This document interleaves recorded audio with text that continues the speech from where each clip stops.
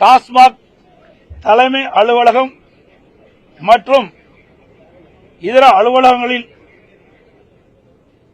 அதோடு இந்த டாஸ்மாக் நிறுவனத்திற்கு சப்ளை செய்கின்ற மதுபான தயாரிப்பு தொழிற்சாலையிலும் மத்திய அமலாக்கத்துறை தொடர்ந்து சோதனை நடவடிக்கை மேற்கொண்டு அதன் அடிப்படையில் நேற்றைய தினம் ஒரு செய்தி பத்திரிகையிலும் ஊடகத்திலும் வந்துள்ளன. அமலாக்கத்துறை செய்தி வெளியிட்டது.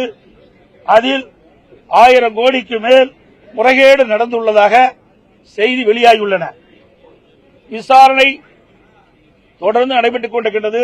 இந்த விசாரணை முழுமையாக முடிவடைகின்ற பொழுது சுமார் இந்த டாஸ்மாக் நிறுவனத்தின் மூலமாக கிட்டத்தட்ட 40,000 கோடி அளவுக்கு ஊழல் நடைபெற்றிருக்குமோ என்று சந்தேகம் எழுகின்றது.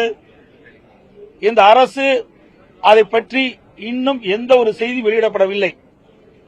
கிட்டத்தட்ட அமலாக்கத்துறை ரெய்டு நடத்தி அந்த ரெய்டு மூலமாக 1000 கோடிக்கு மேல் முறைகேடு நடந்துள்ளதாக அறிவிக்கப்பட்டோம். இந்த அரசு எந்த செய்தி வெளியிடாத காரணத்தினால் அதையும் நாங்கள் சட்டமன்றத்திலே குறிப்பிட்டு இதற்கு தார்மீக பொறுப்பேற்று இந்த திமுக அரசு ராஜினாமா செய்ய வேண்டும் என்று வலியுறுத்தி வெளிநடப்பு செய்திருக்கின்றோம்.